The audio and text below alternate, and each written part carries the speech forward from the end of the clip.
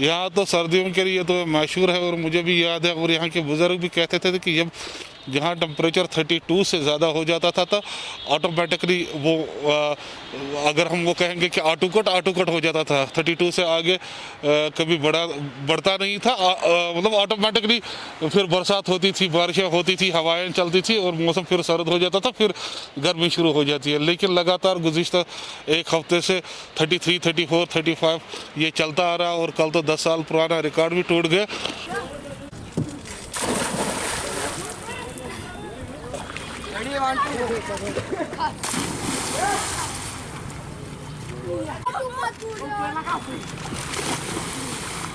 पूरा अप्रैल से लेके मई, जून, जुलाई एंडिंग यानी even first week of August तक पूरा बारिश जो है बहुत कम हुआ है। औसतन ऑन एन एवरेज 40 से 50% बारिश कम है पूरा जम्मू कश्मीर और लद्दाख तीनों रीजन में अभी तक। तो इसका ये कारण है। तो बारिश कम होने की वजह से क्या हुआ, एक तो एग्रीकल्चर पे इसका नुकसान पड़ेगा, इसके साथ साथ हमारे वो नेचुरल जो वाटर रिसोर्सेज है उसका भी काफ़ी नुकसान उठाना पड़ेगा।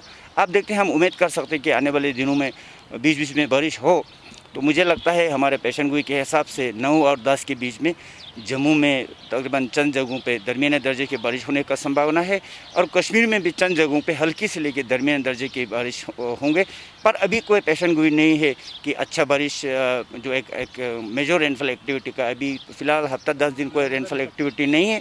अब जहाँ तक गर्मी की बात करें तो ये बारिश कम होने की वजह से क्या हुआ, जो हवा जो है गर्म हवा जो है हॉट एयर सर्कुलेट हो रहा है, जिसकी वजह से टेम्परेचर में दिन के तापमान में इजाफा ज़्यादा हुआ है। और ये वैसे देखिए जम्मू कश्मीर और लद्दाख के लिए जुलाई अगस्त का मंथ है, हमेशा क्लाइमेटोलॉजिकली हॉट वेदर सीज़न इसको बोलते हैं, गर्मी काफ़ी है। तो टेम्परेचर श्रीनगर में इस साल काफ़ी साल के बाद जो है काफ़ी साल के बाद बारिश इतना कम हुआ है और टेम्परेचर भी पिछले काफ़ी मतलब 2-3 साल के या 10 साल के मुकाबले में इस बार जो है टेम्परेचर काफ़ी थोड़ा ज़्यादा हुआ है।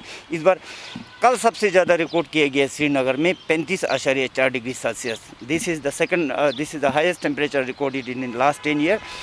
तो इससे जैसे 35 डिग्री सेल्सियस 2013 में भी रिकॉर्ड किया गया है श्रीनगर में, पर इस बार थोड़ा सा ज़्यादा रहा है।